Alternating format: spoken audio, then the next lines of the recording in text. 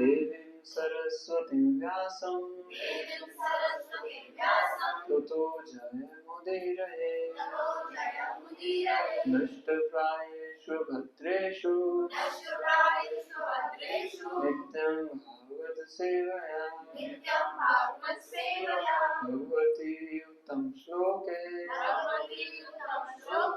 भक्तिर्भवति नैष्ठिकी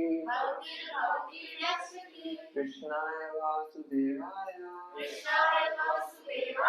देवकी नंदनाय च नंदगोपकुमाराय गोविन्दाय नमो नमः गोविन्दाय नमो नमः। श्रीमद् भागवतम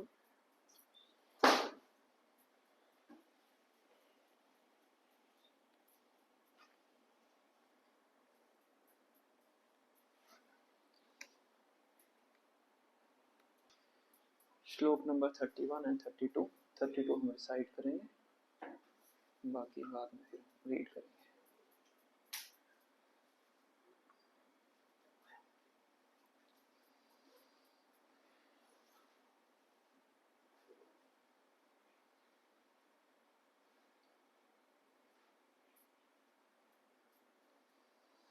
तस्य पुत्रो अति तेजस्वी विहरन् बालको अर्भकैः राज्ञा अहं प्रापितं तातुं श्रुत्वा तत्र इदम् अब्रवीत्। तस्य पुत्रो अति तेजस्वी विहरन् बालको अर्भकैः राज्ञा अहं प्रापितं तातुं श्रुत्वा तत्र इदम् अब्रवीत्। तस्य पुत्रो अति तेजस्वी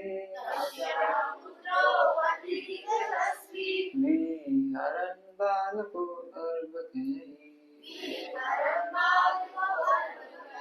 राज्ञा अहं प्रापितं तातुं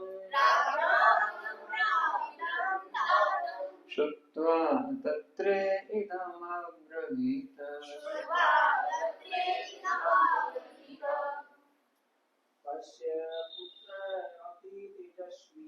तस्य पुत्रो अति तेजस्वी विहरन् बालको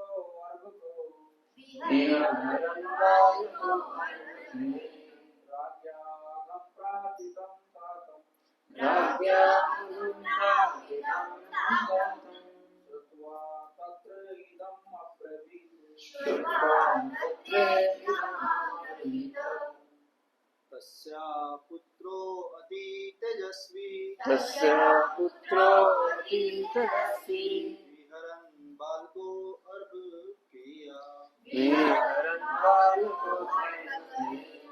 राज्ञाम् अर्पापतितं तातं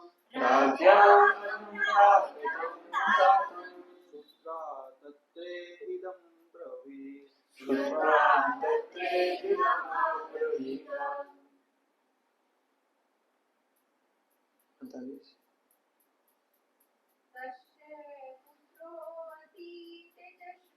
तस्य पुत्रो अति तेजस्वी विहरन् बालको राज्ञां प्रापितं तापम् श्रुत्वा तत्रेदमब्रवीत्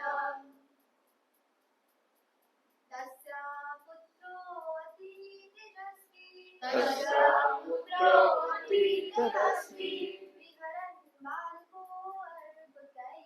विहरन् बालको राज्ञां प्रापितं तापम्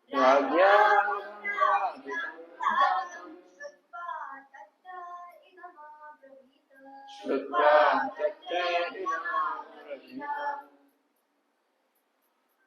शुद्धार्थ अनुवाद एवं तात्पर्य श्रील प्रभुपाद जी के द्वारा श्रील प्रभुपाद की तस्य उसका उनका आना चाहिए था मुनि का पुत्र पुत्र अति अत्यधिक तेजस्वी शक्तिमान विहरन खेलते हुए बालकः बालकों के साथ अर्घ्येयी जो अभी बचकाना थे जो भी बच्चे थे ऐसे राज्ञा राजा द्वारा अघम विपत्ति प्रापितम दिया गया तातम पिता को श्रुत्वा सुनकर तत्र वहीं पर इदम यह अब्रवीत बोला। अनुवाद में पीछे बताइए। उस मुनि का एक पुत्र था जो ब्राह्मण पुत्र होने के कारण अत्यंत शक्तिमान था। जब वह अनुभवहीन बालकों के साथ खेल रहा था तभी उसने अपने पिता की विपत्ति सुनी जो राजा द्वारा लाई गई थी। वह बालक वहीं पर इस प्रकार बोला। तात्पर्य ध्यान से सुनिए। महाराज परीक्षित के उत्तम शासन के कारण अल्प वय बालक जो अभी अन्य अनुभवहीन बालकों के साथ खेल रहा था योग्य ब्राह्मण के समान तेजस्वी हो सकता था। यह बालक श्रृंगी नाम से जाना जाता था और उससे अपने पिता से ब्रह्मचर्य की अच्छी शिक्षा प्राप्त हुई थी जिससे वह इसी आयु में एक ब्राह्मण के समान शक्तिशाली हो गया था। लेकिन चूंकि कलयुग जीवन के चार आश्रमों की सांस्कृतिक धरोहर को विनष्ट करने के अवसर की ताक में था, अतएव इस अनुभव शून्य बालक ने कलयुग को अवसर प्रदान किया कि वह वैदिक संस्कृति के क्षेत्र में प्रविष्ट हो सके। कलि के प्रभाव से जीवन के निम्नतर आश्रम के प्रति घृणा के भाव का प्रारंभ इस ब्राह्मण बालक से हुआ और इस तरह दिन प्रतिदिन सांस्कृतिक जीवन क्षीण होता गया। इस तरह ब्राह्मण अन्याय के पहले शिकार महाराज परीक्षित हुए और इस प्रकार कलि के आघात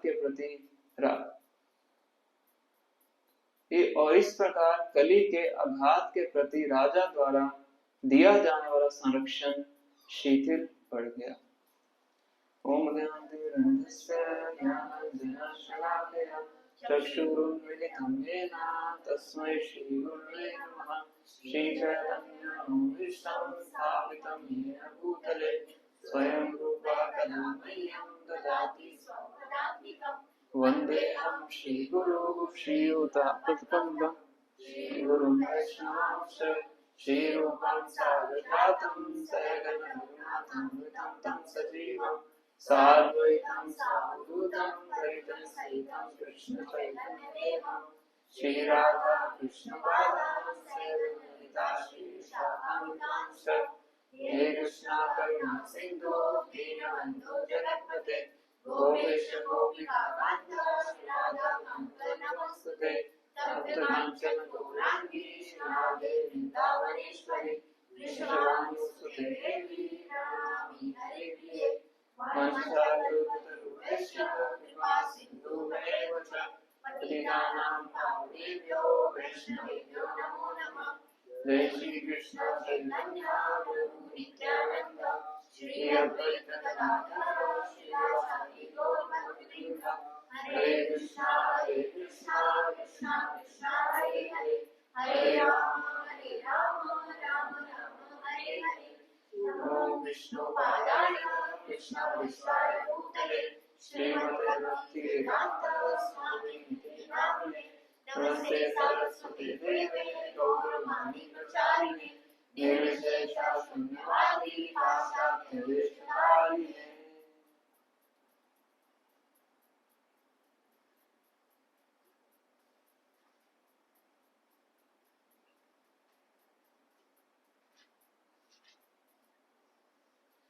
हरे कृष्णा,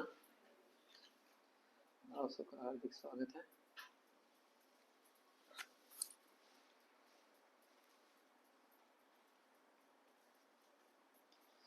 आज के श्रीमद् भागवतम क्लास में तो आज हम 2 श्लोक पढ़ रहे हैं। फर्स्ट कैंटो चैप्टर 18 श्लोक नंबर 31 32 32 हमने दोहराया है, 31 हम पढ़ेंगे।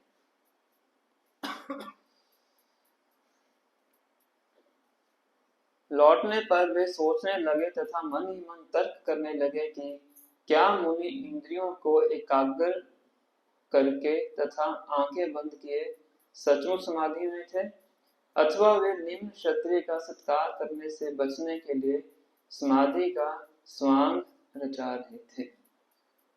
स्वांग मतलब नाटक। तो फिर आज का श्लोक अभी जो हमने उच्चारण किया है। उस मुनि का एक पुत्र था जो ब्राह्मण पुत्र होने के कारण अत्यंत शक्तिमान था। जब वह अनुभवहीन बालकों के साथ खेल रहा था, तभी उसने अपने पिता की बातें सुनी जो राजा द्वारा लाई गई थी। वह बालक वहीं पर इस प्रकार बोला। तो प्रसंग आप सबको पता है जो रेगुलर क्लास में आते हैं कि महाराज परीक्षित वन में जाते हैं शिकार करने के लिए। उनको प्यास लगती है। श्रृंगी शमिक ऋषि के आश्रम में जाते हैं। ऋषि समाधि में बैठे होते हैं, उनको रिसीव नहीं करते। इससे उनको क्रोध आता है और एक मरा हुआ सांप उनके गले में डाल देते हैं और अपने राज्य को वापस चले जाते हैं। यहाँ तक हमने पढ़ा है। और आज इसके आगे का प्रसंग है। अपरीक्षित महाराज जब अपने महल में वापस आ जाते हैं तो अपने साथ ही खुद के साथ ही सोचने लगते हैं, तर्क वितर्क करते हैं कि क्या सच में जो मुनि थे वो समाधि में थे। अगर सच में समाधि में थे तो मैंने गलत कार्य किया है। और क्या वो नाटक कर रहे थे। नाटक क्यों कर रहे थे? क्योंकि मुझसे मिलना नहीं चाहते थे। मुझसे क्यों नहीं मिलना चाहते थे? क्योंकि मैं क्या हूँ? अदम क्षत्रिय हूँ। अपने आप को अदम क्षत्रिय बोल रहे हैं। तो दोनों ही केसेस में मेरा उनके गले में मरा हुआ सांप डालना उचित नहीं था। प्रभुपाद जी तात्पर्य की पहली लाइन में लिखते हैं, the king being a devotee of the Lord did not approve of his own action. जो राजा भक्त होने के कारण खुद ही अपने द्वारा किए गए कार्य को अप्रूव मतलब स्वीकृति नहीं दे रहे थे। मोबाइल सब साइलेंट कर लीजिए, इनका साइलेंट नहीं है, चेक कर लीजिए। तो ये भक्तों का एक गुण है, इसको बोलते हैं सिम अवलोकन। क्या बोलते हैं? सिम अवलोकन। सिंह मतलब शेर को बोलते हैं। जब शेर चलता है, कभी नोटिस कीजिएगा, सामने तो देख नहीं पाओगे, यूट्यूब वगैरह पे देख लीजिए, तो एक कदम चलता है फिर पीछे गर्दन मोड़ के देखता है, फिर एक कदम चलता है, फिर इधर देखता है। तो भक्त को भी ऐसा होना चाहिए, कोई भी कार्य करे उसको पलट के उसको चेक करना चाहिए, मैंने सही किया गलत किया। अब परीक्षित महाराज ने एक्शन कर दिया जो करना था, पर वापिस आगे क्या कर रहे हैं उसको सोच रहे हैं, देख रहे हैं, मैंने सही किया गलत किया। इसको बोलते हैं सिम अवलोकन। तो बहुत आवश्यक है कि अपनी क्रियाओं को हम ऑब्जर्व करें। साधारणतः देखा जाता है, सामान्य व्यक्ति ले लीजिए या कोई भक्त ले लीजिए, भक्ति करने का प्रयास कर रहे हैं, अगर वो ये कार्य नहीं करता है, अपने अपने ही एक्शंस को ऑब्जर्व नहीं करता है, तो कई बार वो गलत संगति से प्रभावित हो जाता है या कुछ गलत कार्य भी कर बैठता है, क्योंकि उसने अपने अंदर चेक एंड बैलेंस का सिस्टम नहीं रखा है। तो भगवान भगवत गीता बोलते हैं become an introspective says. Introspection मतलब अंदर देखना, स्पेक्टेकल्स वर्ड है से मतलब देखना, इंट्रो मतलब अंदर देखना, इंट्रोस्पेक्शन। तो इंट्रोस्पेक्शन करना एक भक्त के लिए बहुत आवश्यक है, क्योंकि हम कलयुग में हैं और भौतिक जगत में हैं, तो गलतियां तो करते ही रहते हैं, है कि नहीं? कोई है जो कह सकता गलतियां नहीं कर सकते हैं? आज तो कोई गलती नहीं की, भविष्य में गलती नहीं करेंगे, ऐसा कोई नहीं बोल सकता। तो गलतियां हम करते हैं, तो अगर हम इंट्रोस्पेक्शन करते रहेंगे तो अपनी गलतियों को खुद ही पकड़ सकते हैं। अगर खुद नहीं पकड़ेंगे कोई और पकड़ेगा, तो खुद पकड़ लेंगे, उसको सुधार लेंगे तो हमारे लिए बहुत अच्छा है। इसके लिए सिम अवलोकन जो शब्द है, इसको करने का हमें प्रयास करना चाहिए। तो ये परीक्षित महाराज के बारे में गोपाल जी वर्णन करें फर्स्ट लाइन के अंदर ही। और एक बहुत महत्वपूर्ण इसमें पॉइंट है पश्चाताप का। अब परीक्षित महाराज ने पश्चाताप करना शुरू किया है। पश्चाताप बताया जाता है, first we accept, then we repent, then we correct. क्या है? फर्स्ट वी एक्सेप्ट, पहले गलती को क्या करना चाहिए? स्वीकार करना चाहिए। उसके बाद रिपेंट, पश्चाताप करना चाहिए, मैंने क्यों किया। उसके बाद रेक्टिफाई करना चाहिए, एक्सेप्ट, रिपेंट एंड करेक्ट। ये तीन लाइन में चलते हैं। और जिस व्यक्ति का फॉल्स ईगो बहुत हाई लेवल पे होता है, उसके लिए अपनी गलती को स्वीकार कर पाना बहुत कठिन होता है। और जब तक अपनी गलती को स्वीकार नहीं करेंगे तब तक हम आगे नहीं बढ़ सकते। Unless we repent we can not correct, unless we correct we can not advance. जब तक हम पश्चाताप नहीं करेंगे हम गलती को सुधारेंगे नहीं, जब तक गलती को सुधारेंगे नहीं हम भक्ति में एडवांसमेंट नहीं कर सकते। भागवतम में ऐसे बहुत से प्रसंग आते हैं जिसमें हम बड़े बड़े उच्च कोटि के भक्तों को भी पश्चाताप करते हुए देखते हैं। एक तो यही प्रसंग है परीक्षित महाराज का। एक आता है ब्रह्मा जी का ब्रह्म मोहन लीला के बाद। सबको पता है ब्रह्म मोहन लीला, जो कृष्ण को पढ़ते हैं सबको पता होगी। तो ब्रह्मा जी जब ब्रह्म मोहन लीला हो जाती है, भगवान के बछड़े चुरा लेते हैं, भगवान के ग्वाल बाल चुरा लेते हैं, 1 साल के लिए चुरा के ले जाते हैं, और भगवान कुछ प्रतिक्रिया भी नहीं करते हैं। भगवान अपना एक्सटेंशन कर लेते हैं, सभी ग्वाल बन जाते हैं, गाय बछड़े सब भगवान बन जाते हैं। 1 साल तक यही नाटक चलता रहता है और कोई ब्रज में पकड़ नहीं पाता कि क्या चल रहा है। इवन जो हमेशा भगवान के साथ रहते हैं कौन? बलराम जी, वो भी पकड़ नहीं पाते। इससे पता लगता है कि स्वयं भगवान कौन है? कृष्ण है। बलराम जी को 1 हफ्ता पहले पता लगता है, वो भी जब भगवान चाहते हैं कि इनको पता लगे तब बलराम जी को पता लगता है। तो जिस दिन ये लीला हुई थी उस दिन बलराम जी छुट्टी पे थे, बलराम चलते थे, तो घर में ही अपना जो रोहिणी माता थी उनसे ब्राह्मणों को दान देना सब कार्य करवा रहे थे। अब 1 साल के बाद ब्रह्मा जी जब वापिस आते हैं तो सब देखते हैं कि क्या चल रहा है, तो उनको पता लगता है कि मैंने बहुत गलत कार्य किया है। तो बताया जाता है कि अपने चारों सिरों के साथ भगवान श्री कृष्ण को दंडवत प्रणाम करते हैं। 4 सिर के साथ कैसे करेंगे? रोल होके। एक टाइम में 4 सिर नहीं लग सकते हैं, तो पहले इस तरह से रोल किया, फिर टेढ़े हुए, फिर पीछे रोल किया, इस तरह से ऐसे सुना है कि चारों सिरों को ब्रह्मा जी भगवान के चरणों में स्पर्श करके प्रणाम करते हैं और आंखों से उनके आंसू बहते हैं। उनको बहुत बुरा लगता है कि मैंने 1 साल के लिए भगवान को अपने भक्तों से क्या कर दिया, अलग कर दिया।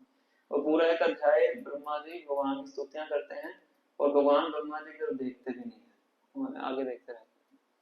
ब्रह्मा जी नीचे बैठ के स्तुति कर रहे हैं, भगवान ऐसे फोटो भी देखे होगे आपने, वहां सीधा देखते हैं, देखते भी नहीं उनकी तरफ।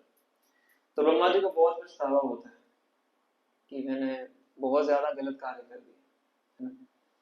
तो फिर ब्रह्मा जी क्या करते हैं, नवद्वीप में जाते हैं, वहां पे जाके भगवान को प्रसन्न करने के लिए तपस्या करते हैं। फिर चैतन्य महाप्रभु प्रकट होते हैं उनके सामने। फिर गौर लीला के अंदर क्या बन के आते हैं, हरिदास ठाकुर बन के आते हैं ब्रह्मा जी, पश्चाताप करने के लिए। क्यों, अगर भगवान का आश्रय नाम मिले तो किसका आश्रय लेना चाहिए, नाम का आश्रय लेना चाहिए। देखते हैं रोज 152 माला करते थे, 192 हरिदास ठाकुर ब्रह्मा जी थे।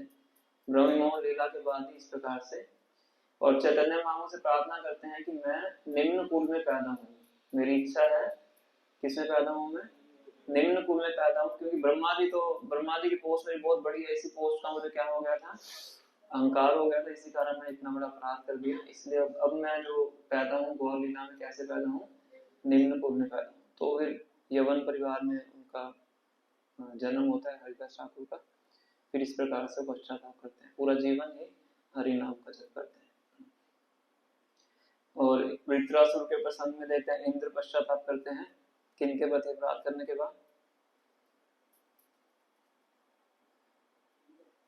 इंद्र किनके प्रति अपराध करते हैं, आप आते थे रोज क्लास में, देवताओं के गुरु कौन है, बृहस्पति। इंद्र बृहस्पति के प्रति अपराध करते हैं, वो ही पश्चाताप करते हैं।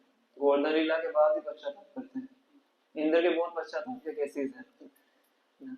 तो ये अच्छा गुण है, देवताओं का अच्छा गुण है। गलती कर देते हैं क्योंकि प्राकृतिक भक्त हैं, भौतिक इच्छाओं के साथ भक्ति करते हैं, पर गलती करने के बाद तुरंत क्या कर देते हैं, उसको स्वीकार कर लेते हैं, फिर पश्चाताप भी करते हैं, फिर उसको रेक्टिफाई भी करते हैं। तो ये एक सीखने वाला पॉइंट है इसके अंदर, रिपेंटेंस। परीक्षित महाराज यहाँ रिपेंटेंस कर रहे हैं। और एक और प्रसंग यहाँ पे आया है कि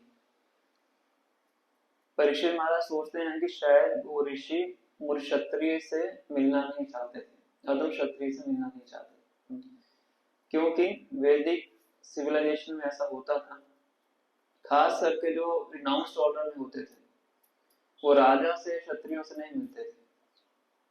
क्यों नहीं मिलते थे,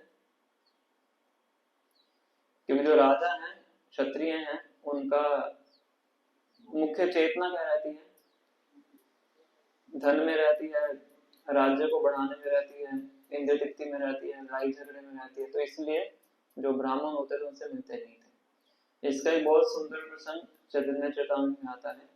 ओडिशा के एक राजा थे जिनका नाम था महाराज प्रताप रुद्र।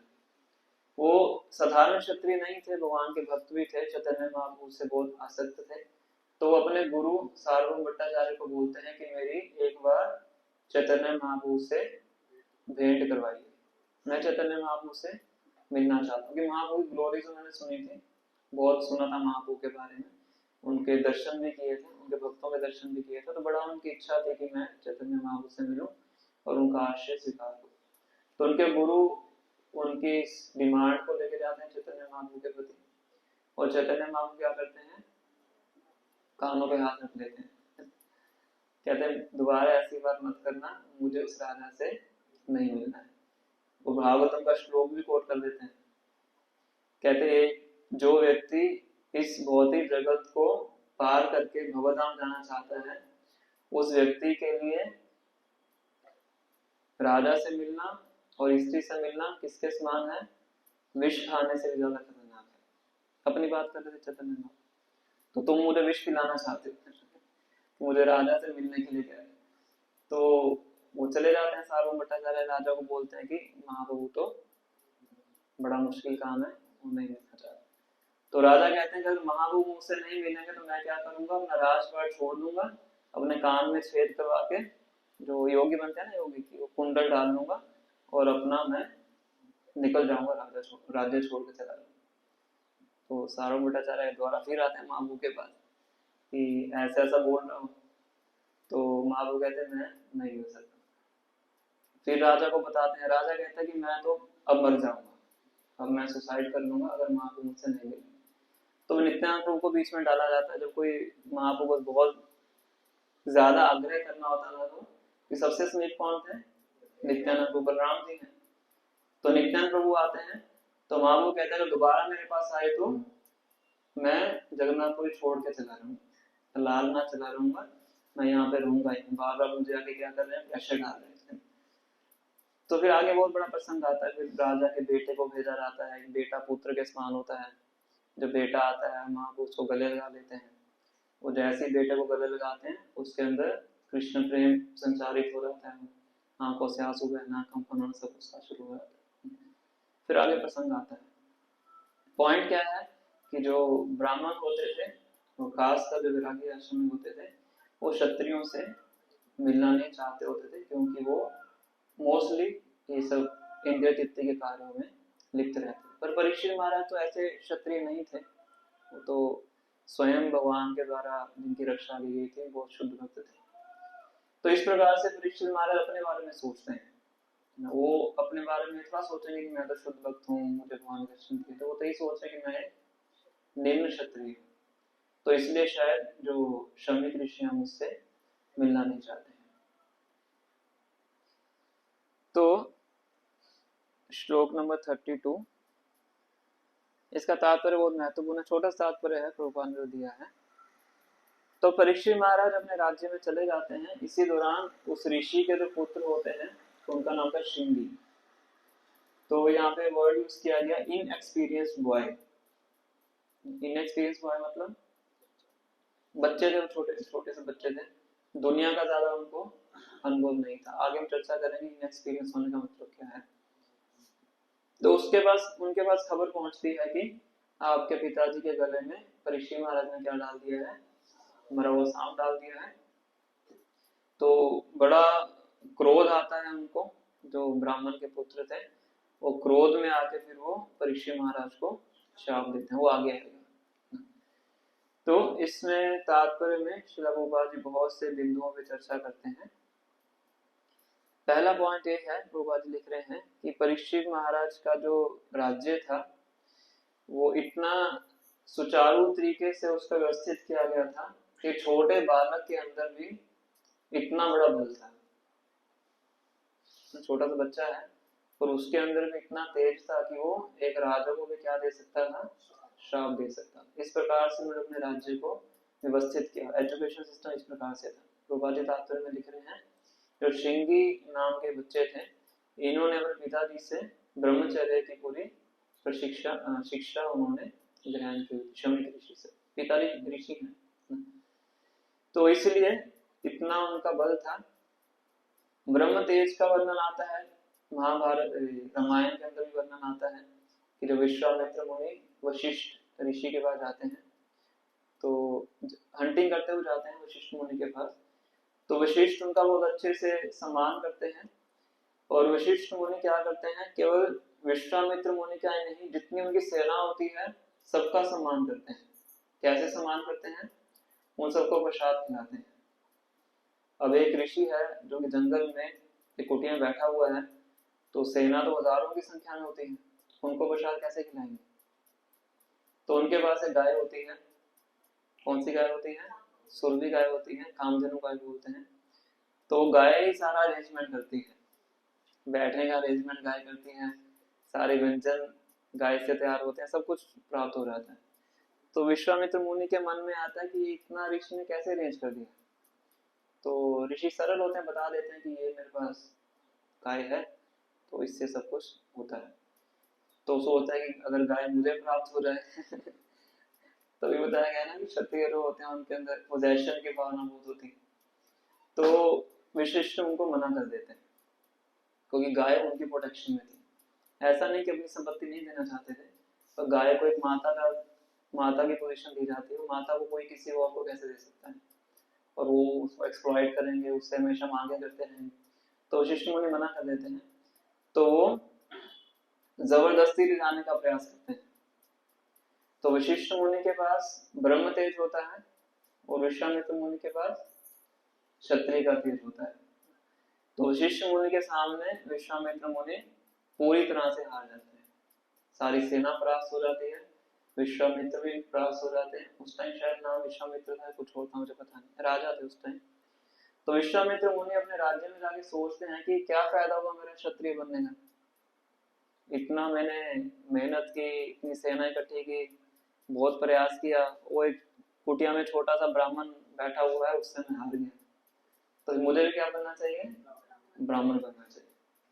तो अपना राजपाट छोड़ के ब्रह्म ऋषि बनने के लिए, तपस्या करने के लिए चले। क्षत्रिय थे, क्षत्रियों में वो होता है डिटर्मिनेशन, क्षत्रियों का एक गुण है। तो 36,000 साल तक तपस्या करते हैं, क्या करने के लिए, ब्रह्म ऋषि का पद प्राप्त करने। वशिष्ठ जितना बड़ा ऋषि मुनि बनना, दोनों का आपस में बहुत बहुत इंसिडेंट है, दोनों के आपस में, विश्वामित्र मुनि और वशिष्ठ मुनि के बीच में।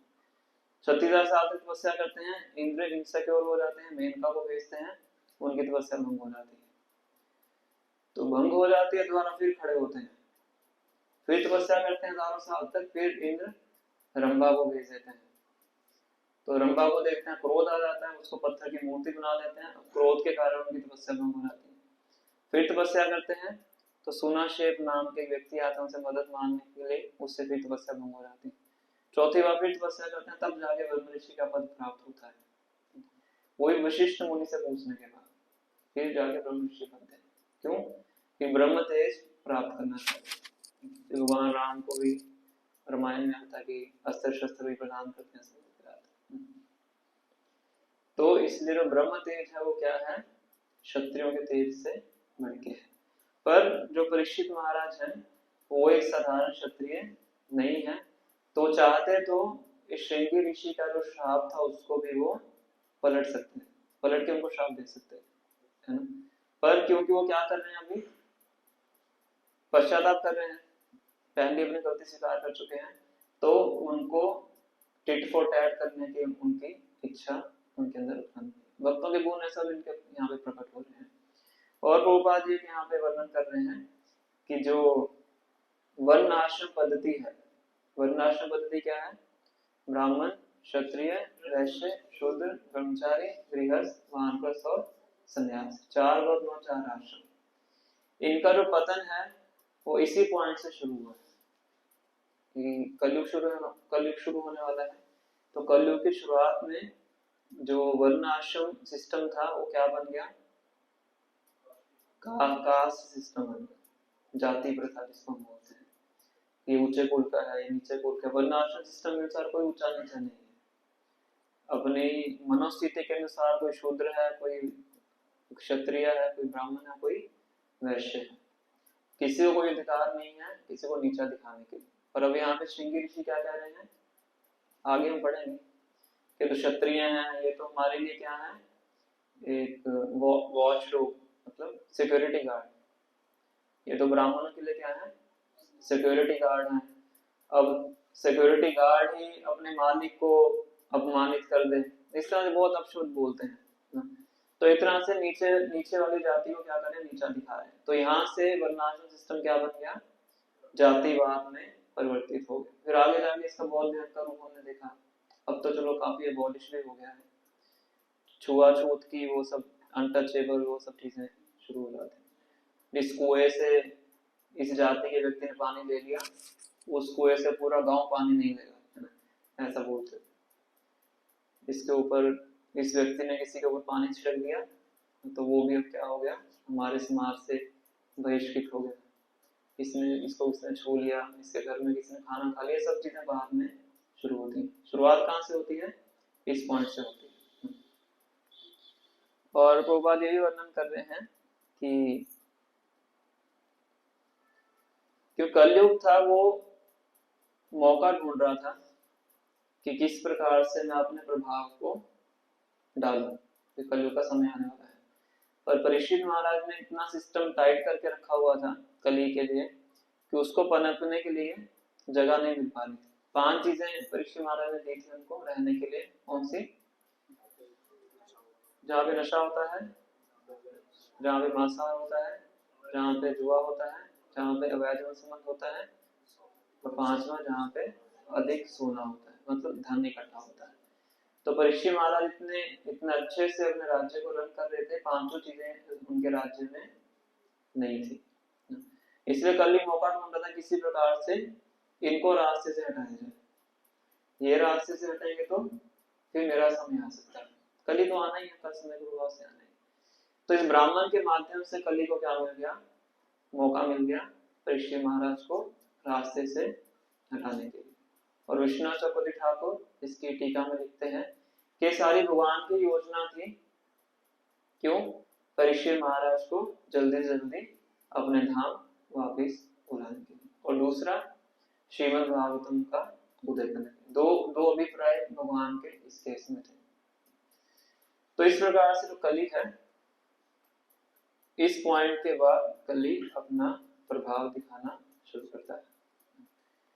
और एक शब्द है जिसके ऊपर थोड़ा सा चर्चा करने का प्रयास करेंगे कि श्रृंगी ऋषि के बारे में यहाँ पे वर्ड यूज किया गया है इनएक्सपीरियंस। हिंदी में क्या है? हाँ, अपरिपक्व, अल्पवय नहीं, अल्पवय तो अनुभवहीन बच्चा। तो अनुभवहीन का मतलब क्या है? फर्स्ट पॉइंट है कि श्रृंगी ऋषि ने इस चीज से विचार नहीं किया है कि जो मैं कार्य करने वाला हूं इसका क्या कॉन्सिक्वेंस निकल सकता है, इसका क्या परिणाम निकल सकता है। अपरिपक्वता हम चर्चा कर रहे हैं। हम भी कई बार हो सकता है कि अपरिपक्व कार्य करें अपने इनएक्सपीरियंस के कारण। तो इनएक्सपीरियंस का सिम्टम क्या है? पहला सिम्टम क्या है कि उन्होंने अपने कार्य के जो परिणाम निकलने वाले हैं उसके ऊपर उन्होंने ध्यान नहीं दिया। ये अपरिपक्वता की निशानी है। भावनाओं में बह के या परिस्थितियों में बह के कुछ ऐसे कार्य कर देना जिनके परिणाम आगे जाके बहुत घातक हो सकते हैं, पर व्यक्ति उन परिणामों के ऊपर विचार नहीं करता है, उसको क्या बोलते हैं? अपरिपक्वता। और श्रृंगी ऋषि ने विचार नहीं किया कि परीक्षित महाराज अगर चले जाएंगे तो उनके जाने के बाद सबसे बड़ा नुकसान किनको होगा? ब्राह्मणों को ही होगा, क्योंकि ब्राह्मणी का कल्चर खत्म हो जाएगा कलयुग के प्रवेश करने से। नुकसान किनको होने वाला है? स्वयं को ही होने वाला है, पर वो उनको लग रहा है कि नहीं, मैं इनका नुकसान करूंगा। First point. दूसरा है कि उन्होंने पूरी सिचुएशन को समझा नहीं, सारी सिचुएशन को समझने से पहले अपना निर्णय ले लिया। इसको क्या बोलते हैं? अपनी जजमेंट को दे देना बिना पूरी परिस्थिति को समझे, बिना पूरी सिचुएशन क्या है उसको समझ लें, उसके बाद अपना निर्णय लेना। पर पूरी सिचुएशन को समझा ही नहीं, एक तरफ की बात सुनी और क्या कर दिया, उसको अपना निर्णय दे दिया। ये अपरिपक्वता की निशानी है। किसी बच्चे ने आगे बता दिया कि आपके पिताजी के गले में मरा हुआ सांप डाल दिया, बस सीधा क्या कर दिया? श्राप दे दिया। किन परिस्थितियों में सांप डाला, क्यों सांप डाला, कैसे सांप डाला, उनकी मनोदशा कैसी थी, क्या हुआ था, वो सब चीजों के बारे में उन्होंने उस टाइम पे विचार नहीं किया। तीसरा है कि जिस व्यक्ति के प्रति एक्शन लेने वाले हैं उस व्यक्ति की पोजीशन क्या है उसके बारे में विचार नहीं किया। परीक्षित महाराज की क्या पोजीशन है उसके बारे में सोचा नहीं। सबसे पहली पोजीशन क्या है उनकी? पूरी पृथ्वी के राजा थे ना। इससे पिछले वाले श्लोक में पढ़ा था कि जो राजा होता है वो दंड के दायरे से बाहर होता है। और भी 4-5 थे, स्त्रियां थी, बच्चे थे, वृद्ध व्यक्ति थे, ब्राह्मण थे ना, और राजा। ये सब क्या है? दंड के दायरे के बाहर है, पनिशमेंट की रेंज से बाहर है। तो पहले तो राजा थे, दूसरा भगवान के शुद्ध भक्त थे, है ना। तो भगवान तो कहते हैं कि मेरा शुद्ध भक्त कोई दुराचार भी कर दे, सुदुराचार भी कर दे, तभी भी उसका अपमान नहीं करना चाहिए। साधु एक समंतव्य, उसको भी क्या मानना चाहिए? साधु मानना चाहिए। तीसरा, पांडवों के वंश में है।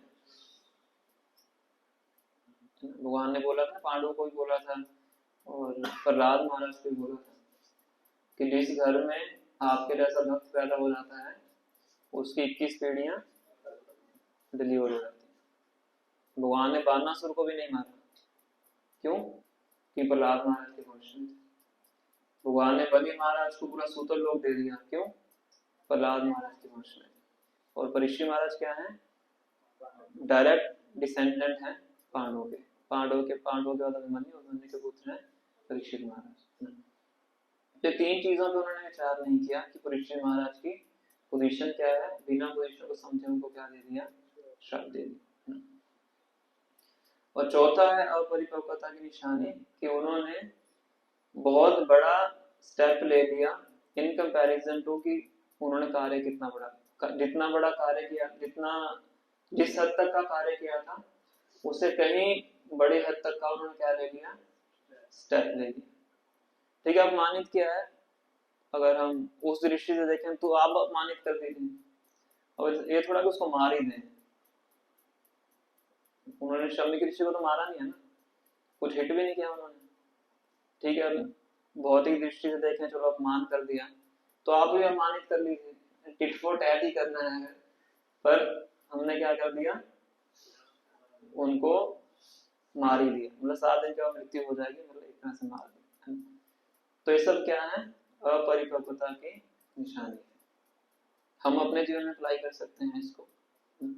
पहला क्या है कि कोई भी एक्शन लेने से पहले उस एक्शन का परिणाम क्या होने वाला है उस पर विचार करना चाहिए। दूसरा है पूरी परिस्थिति का अवलोकन कर लेना चाहिए, उसके बाद कुछ जजमेंट देनी चाहिए। तीसरा, जिसके प्रति कुछ एक्शन ले रहे हैं, जजमेंट दे रहे हैं, उसकी पोजीशन को देखना चाहिए। और चौथा है कि उसके प्रपोर्शन में भी स्टेप को लेना चाहिए। ऐसा ना हो कि बहुत ही हम दायरे के बाहर चले, जैसे श्रृंगी ऋषि यहाँ पे अपने दायरे से बाहर चले गए। और जब शम्य ऋषि को पता लगेगा कि मेरे पुत्र ने ऐसा कार्य किया है, तो उनको बहुत डांटते हैं और उनको बहुत ज्यादा अपने ऊपर वो होता है, ग्लानि होती है। बताते हैं कि इतनी उनको शर्म आती है शम्य ऋषि को कि वो परीक्षित महाराज के सामने भी जा नहीं पाते। अदरवाइज वो परीक्षित महाराज से जाके बात कर सकते थे, श्राप को कुछ नलिफाई कर सकते थे, पर इतनी उनको एम्बेरसमेंट हो रही होती है शम्य ऋषि को कि मेरे पुत्र ने क्या कर दिया, तो उनसे आंखें मिलाने की भी उनकी एक तरह से हिम्मत नहीं होती है, इतना ज्यादा उनको बुरा लगता है।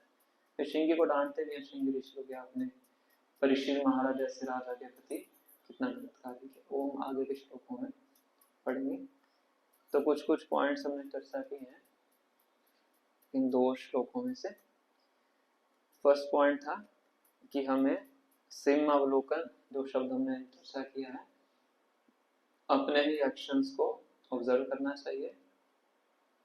सेकंड, पश्चाताप की भावना, पहले अपनी गलती को एक्सेप्ट करें, फिर रिपेंट करें, फिर उसको करेक्ट करें। फिर वर्णाश्रम पद्धति की हमने चर्चा की। फिर ब्राह्मण और क्षत्रियों के बीच में उसकी हमने चर्चा की, ब्राह्मण क्षत्रियों से मिलना नहीं चाहते थे। फिर कली का प्रवेश कैसे हुआ, फिर अपरिपक्वता को कैसे हम दूर कर सकते हैं, कैसे परिपक्व बन सकते हैं अपने डिसीजन मेकिंग में, इसके 4 पॉइंट्स में चर्चा की है। अब किन्हीं का कोई प्रश्न है तो हमारे पास 5-6 मिनट है, हम चर्चा कर सकते हैं।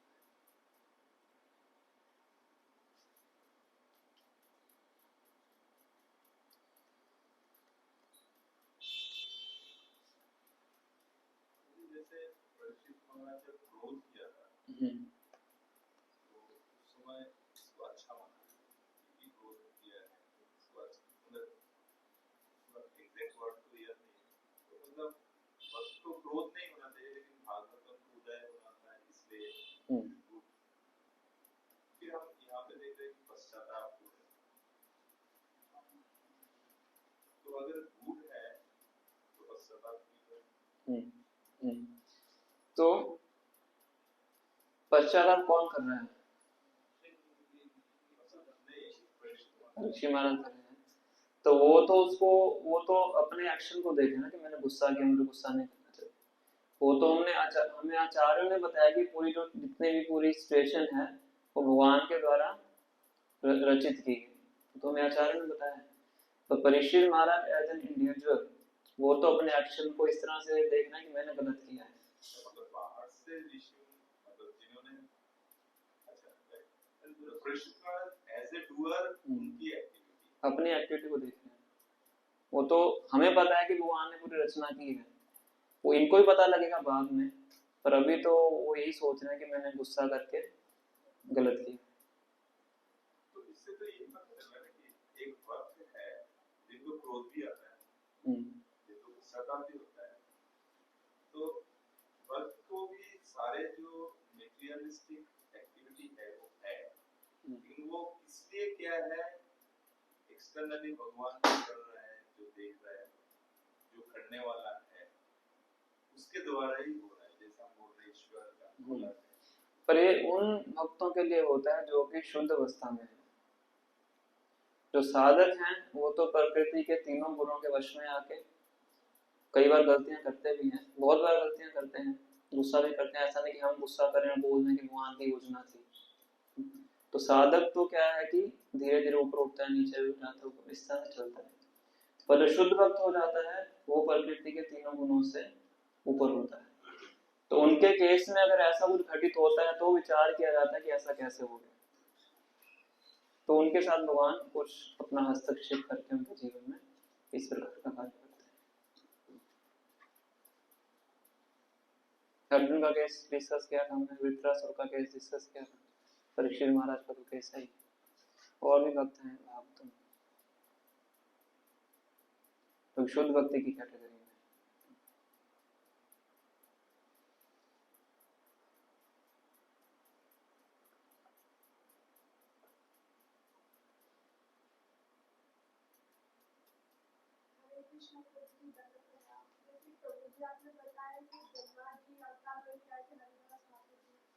मैंने कहीं पढ़ा है कि नाभादास जी का जो अवतार लेकर आए भक्तवान को भी देखते नाम नाभादास ओके अंधे हुए थे क्योंकि 1 साल तक वंचित रहे थे भगवान के जो उनके सखा हैं। उनके बारे में हमने कोई पढ़ा नहीं है, इसलिए बता नहीं सकते, आइडिया नहीं।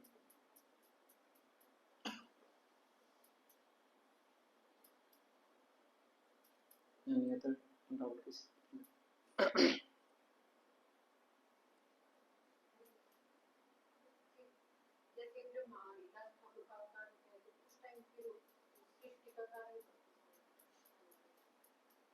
तो उन्होंने अपना विस्तार कर लिया, एक्सपेंशन कर लिया। ऐसा नहीं कि वहां पोस्ट खाली होगी, वो भी चल रही थी, अपना एक्सपेंशन करके वो वेदाचार्य के रूप में। कई बार स्वयं भी आते, जैसे यमराज से विदुर के रूप में आए थे, तो उस टाइम यमराज जी की पोस्ट को आर्यमा उन्होंने संभाला, कोई और पर्सनैलिटी से। पर ब्रह्मा जी जहाँ तक मुझे पता है कि अपना विस्तार करके वेदाचार्य के रूप में। अगर स्वयं भी मान लो, स्वयं भी अगर आए होंगे तो उनकी पोस्ट पर भगवान ने कुछ व्यवस्था की होगी। जैसे जब कोई जीवात्मा क्वालिफाई नहीं होता है ब्रह्मा जी की पोस्ट लेने के लिए, तो स्वयं भगवान ही ब्रह्मा जी की पोस्ट संभालते हैं।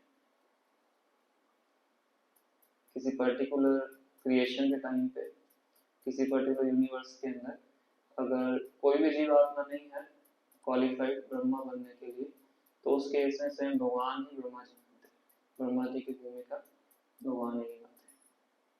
ब्रह्मा जी बनने की योग्यता है जो 100 जन्मों तक अपने विधिवत कार्यों को बिना किसी त्रुटि के करता है, वो ब्रह्मा जी की पोस्ट ले सकता है। वो जीवन ये क्वालिफिकेशन ब्रह्मा बनने के लिए। इंद्र बनने के लिए क्वालिफिकेशन है 100 वर्ष में दे देता है। इस तरह से हर पोस्ट की क्वालिफिकेशन। और जब कोई व्यक्ति इस क्वालिफिकेशन को पूरा करने वाला नहीं होता किसी ब्रह्मांड के अंदर, तो उसमें फिर ब्रह्मा जी की पोस्ट भगवान लेके उसको देखते हैं।